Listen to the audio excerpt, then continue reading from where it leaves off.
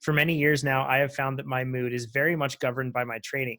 I feel I have to train, I have to stay fit, and this can often become quite an overwhelming and controlling force. I know this is something that is shared by so many other athletes, so perhaps a good conversation could come from this. To put it simply, can a healthy habit become an unhealthy addiction?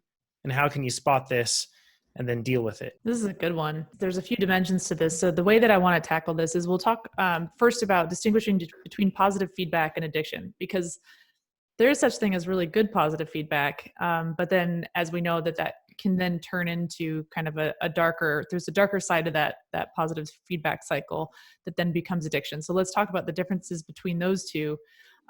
Because just because you feel good when you work out and then not as good when you don't, it doesn't necessarily mean that you're addicted to exercise. So we'll kind of look at those two differences, and then we'll define exercise addiction.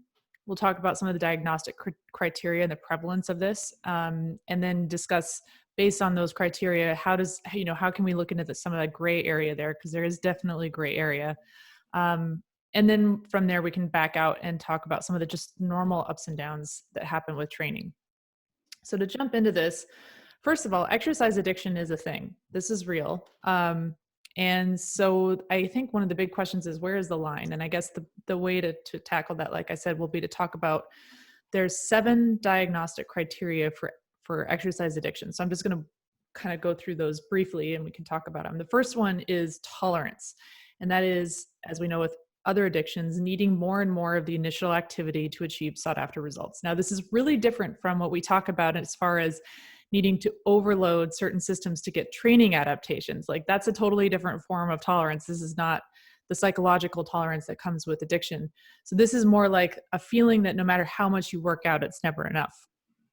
And then the second criteria is withdrawal. So just like this athlete's talking about, you have anxiety, fatigue, irritability, or other unenjoyable emotional or physical experiences on days when you're not able to work out as planned.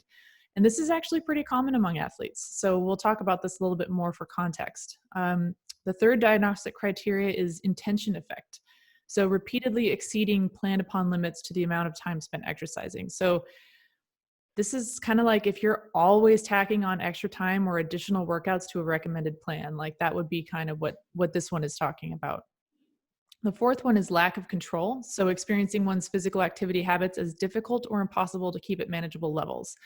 So this is where you might start feeling compulsion to exercise in like weirdly unrelated scenarios.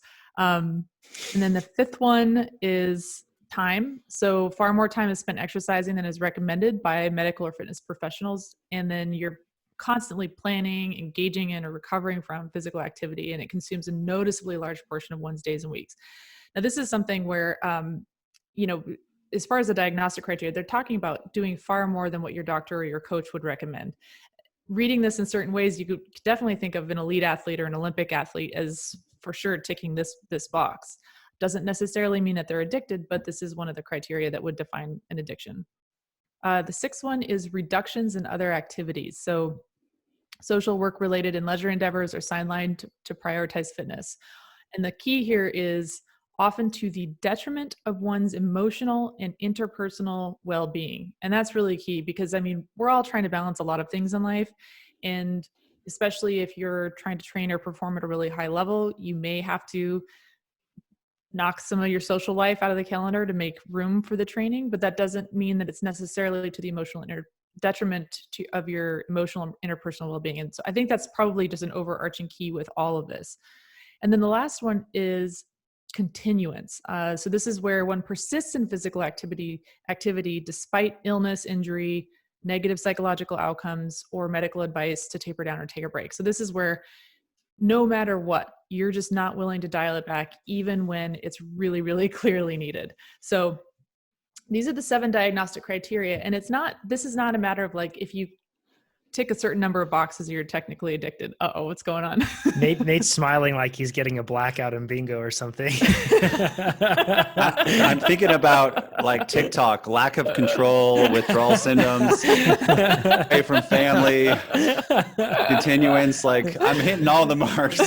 It's really funny because I thought when they talked about trying to fit in exercise in like a seemingly unfitting situation, I thought like Nate was like, how can I use TikTok for this? Like, that's like totally, yeah. That's awesome. So Well, Amber, one thing I want to cover on this though, is it's probably not like, if you are, for example, on the last point, continuance, not willing to dial it back even when clearly needed, this probably isn't a scenario where like you're trying to push really hard through a single workout. This is probably something that's more like chronic, and it's continuing over time, likely getting worse. But this is like a habitual thing that you see. Right. This is like if you've broken your foot and you're not willing, you're racking your brain for ways to try to get back on the bike, or you are deathly ill and you are not willing to miss a workout, even though you clearly have a bronchial infection. I mean, that's like there clearly, there's a line. And so all of this is really, a lot of this is a matter of degrees. And this is a really good point, because one of the articles that I was looking at about this, it was a review article. They were looking at, how this has been defined, how clinically doctors are looking to diagnose this. And one of the big things that they run into is distinguishing between frequent exercise and exercise addiction. So if you look at Olympic and elite level athletes, they're going to consistently meet 3 of these criteria. At least they're going to devote considerable time to exercise. They're probably going to experience a significant reduction in other activities. And they're definitely going to go through withdrawal when their training has to stop or they have to cut back on their training. So, but that doesn't necessarily mean that they're addicted to their sports. So the diagnostic criteria are one set of criteria that doctors will use, but they'll also kind of look and see if there are other co-occurring addictions. And usually it's very often the case that with exercise addiction, there are other co-occurring addictions, because this is sort of a behavioral situation. And when you look at prevalence, it's about 3% of the general population, according to one paper, and we'll link these in the forum. But one of the things that was interesting about this is this, again, this exercise addiction often co-occurs with other addictions, and eating disorders are the most common of these. So 39 to 48% of people suffering from eating disorders also suffer from exercise addiction. And that kind of makes sense, because the exercise becomes a compulsive outlet for burning calories. So in this sense, there's a way to distinguish primary versus secondary exercise addiction. So primary exercise addiction is where there's no co-occurring eating disorder, but then officially they'll call it secondary exercise addiction if there is a co-occurring eating disorder. And this can be problematic, because often what happens is the athlete then is being treated for the eating disorder, and they're not necessarily being treated for the co-occurring exercise addiction. And so it's interesting and something to keep in mind. But again, you can really go down a rabbit hole with all of this, because there's some granular distinctions between compulsive behavior and addiction. And we don't need to really go that far into the weeds on this. But we will have some articles linked in the forum that you can take a look at on this. But again, kind of stepping back from this, I think you can probably find a way to read yourself into most of those diagnostic criteria. But again, it's a matter of degree, it's a matter of severity. And the real key there is like, is it significantly impacting your well-being, your relationships, your life as a whole? And again, going back to the original question. Nate and TikTok. TikTok.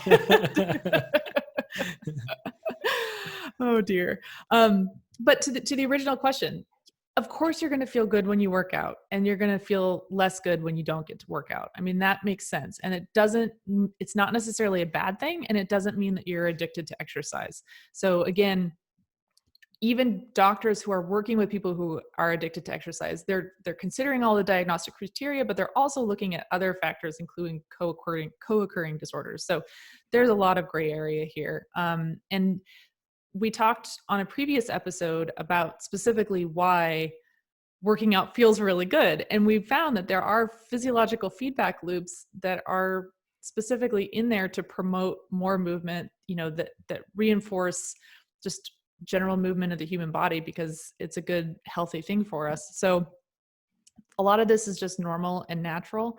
And I think, was it Chad that put the comment in here about recovery weeks are hard, just in different ways, and routine changes are challenging in and of themselves. Yeah, and it's that simple too. I mean, you do the same thing week in, week out, day in, day out. You have a particular schedule that you're sticking to, things that are familiar. On Monday morning or Tuesday morning, I do this. Wednesday, afternoon I do this, and then you have to disrupt that pattern. Just that pattern disruption is hard. The fact that you're not getting to do something that's typically satisfying, something that often enough allows you to do other things. Like if I don't do my 400 or 500 calorie butter burner, I don't get my beer that night. So there are all sorts of little drawbacks to not working out that week, on top of the fact that it's just a break in the continuity of your day to day. This is like, there's a really fine line, like you said, Amber, to walk with all this.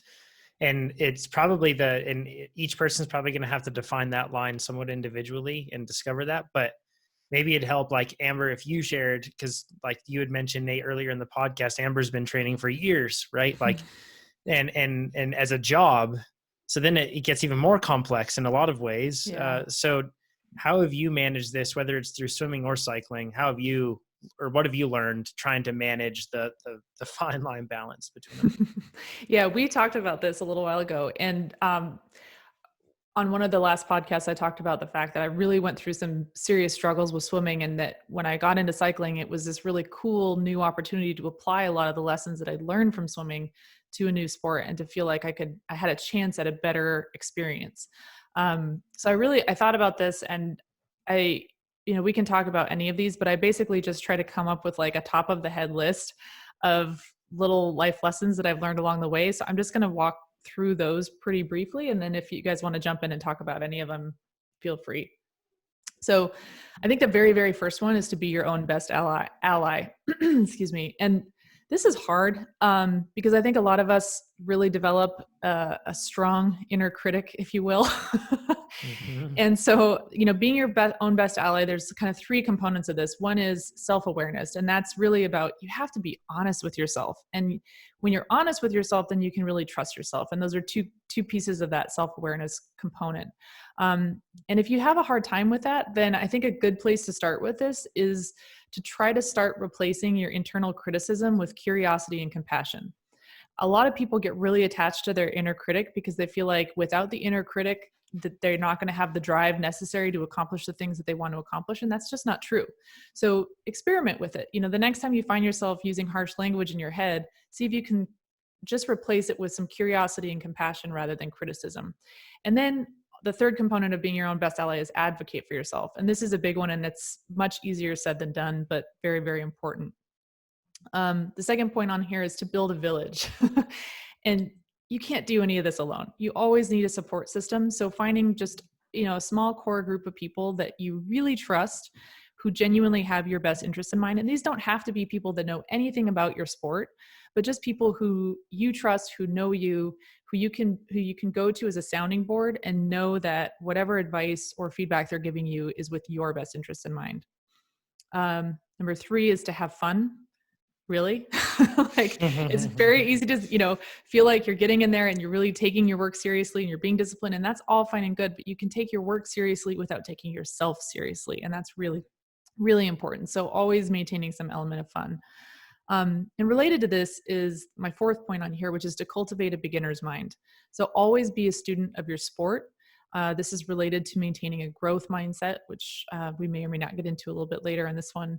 And I like the beginner's mindset because it automatically kind of gives you this really nice balance of humility, which is, the humility to know that you don't know everything, but you can balance that with drive, which is, okay, I don't know everything, but I am so excited to learn and improve. And it's just a nice way to hit that sweet spot of, if you will, of mental state. Number 5 is mental and physical. And by the way, you guys, these are just in no particular order. This is just kind of the order in which I thought of them. So there's no hierarchical importance here, but mental and physical health are prerequisites to everything. These have to come first. So if you're ever in a position of especially when it comes to injury and illness, your health has to come first. So that's always foundational. Number 6 is there's no secret formula.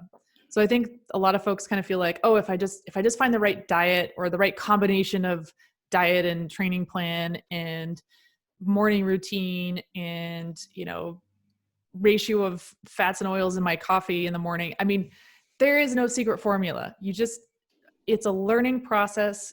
Get into the process, be willing to jump into the trenches of learning. And that's where a lot of the fun and the joy will be anyway.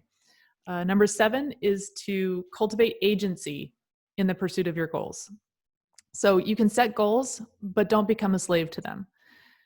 Setting a goal is all about creating agency and a sense of autonomy and self-empowerment. And you want to really, really cultivate that kind of an approach rather than feeling like your dreams are your dreams, quote unquote, are dominating everything.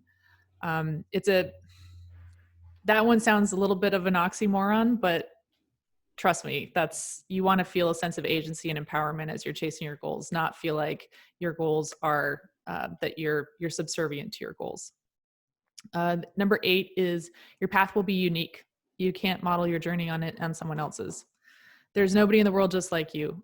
So it's great when you can look to athletes that you admire and look at components of the things about them that you admire, but just know that what works for them might not work for you. And just because they took a particular path to become a champion doesn't mean that that's the only path. There are a million different pathways to get from where you are to where you want to be. And you just need to figure out which one's going to work for you.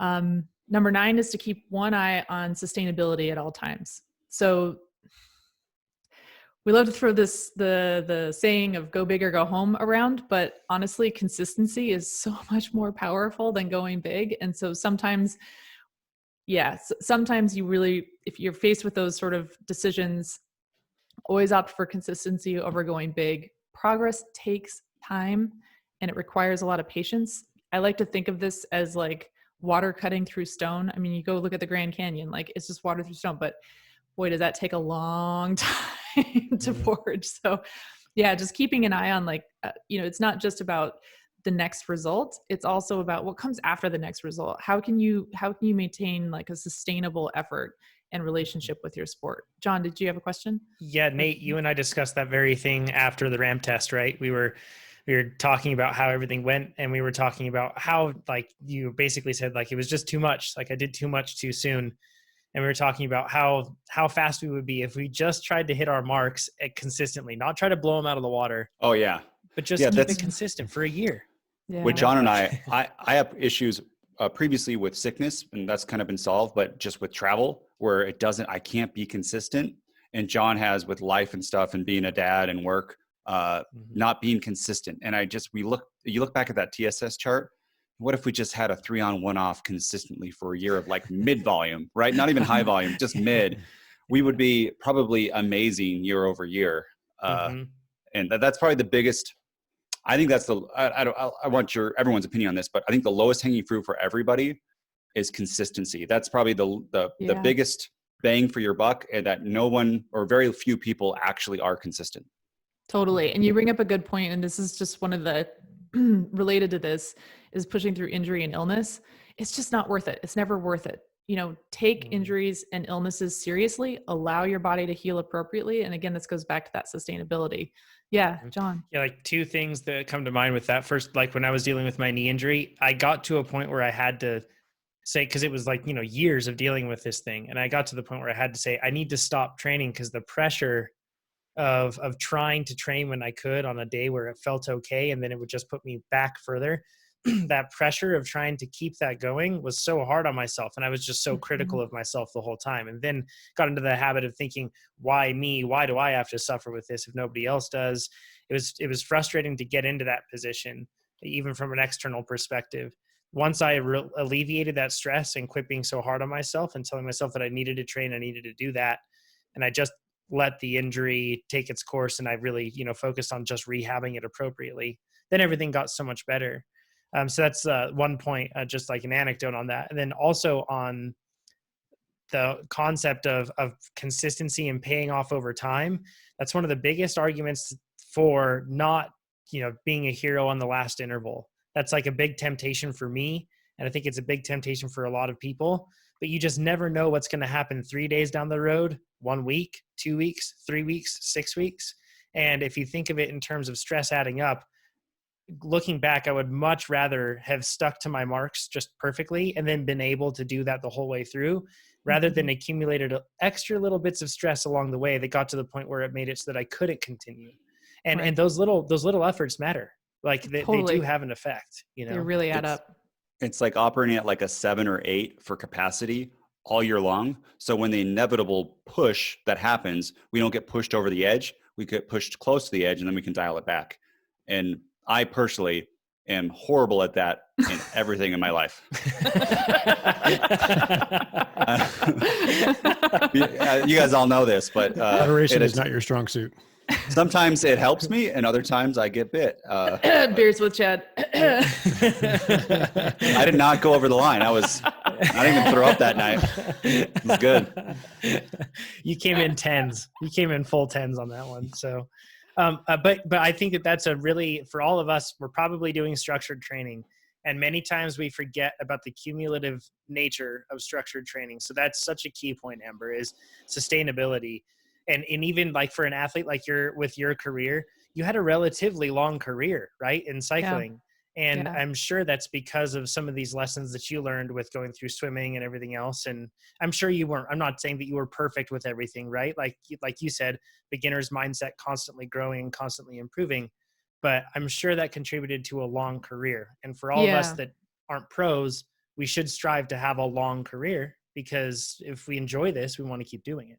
Yeah, the sustainability I mean, honestly, like it's heartbreaking when you see athletes who burn out, and you see somebody who loved the sport so much suddenly in a position where they can no longer participate, and it's heartbreaking. And you, again, like, so much better off just shooting for that consistency and doing the things that enable you to be consistent, right? And that kind of brings me to the next point on here, which is mental toughness. And this is number 10 on the list. Mental toughness it's emotional resilience. It's not the same as internally directed verbal abuse. It's not the same as ignoring and compartmentalizing, negative emotions. But really, over the years, what I discovered is being resilient is about sitting down with and embracing those crummy emotions when things go wrong, being willing to sit with those and learn from them as guideposts, and do what you need to do to honestly process things. And part of that is leaning on your village. So making sure that you have that support system and being willing to reach out and ask for help, being vulnerable enough to acknowledge that, is super, super important for your longevity. Number 11 is to focus on process and execution. So we've talked about this in terms of goal setting. Results are awesome and they're part of what drive us, but oftentimes what goes into a result, there are many factors in terms of a result that are not within our control. So this leads me to the next one, which is number 12, which is to control your controllables. And so that goes hand in hand with focusing on process and execution. So focusing on the things that are within your control, learning to let go of the things that are not within your control, because you just can't do anything about them.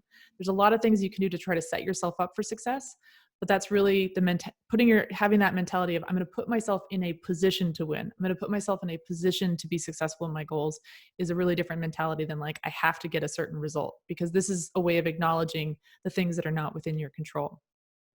Number 13 on the list is don't put too much stock in bad days or in good days. So you want to relish the good days, but you don't want to become complacent.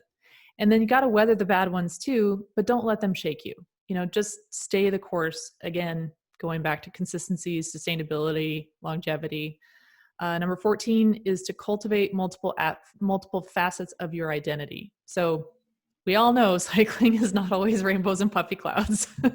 And even as a professional, I had other things going on in my life, my marriage, my relationships. I worked as a grant editor. There were other things that I was doing both personally and professionally that built up a total identity for me. So when things weren't going well with cycling, I wasn't, it wasn't like the whole of my being felt like a failure. It was like, okay, things, in my life as an athlete are not going well, but things in my life as an editor are still pretty good. And it just helps you kind of weather, it creates a little bit of an emotional buffer. But it's always important to remember that you're more than your roles, your titles, your labels, and your results. And then the last one I have on this list, and I could probably keep going forever on all of these, but it's just again, we've talked about this before, ground your discipline and enthusiasm. So fear-based motivation, it can work in the short term, but it is not sustainable, and it's not going to be a foundation for optimal performance. So you really want to question and avoid people who try to motivate you with fear or with abusive language, and then try to avoid doing that to yourself. And then just stay in touch with what it is that really brings you joy in what it is that you're doing. I want to share, not a big person on quotes, but this one it's really stuck with me my whole life. And I think it's really powerful. It's by Howard Thurman. And it says, don't ask yourself what the world needs. Ask yourself what makes you come alive, and go do that. Because what the world needs is people who have come alive.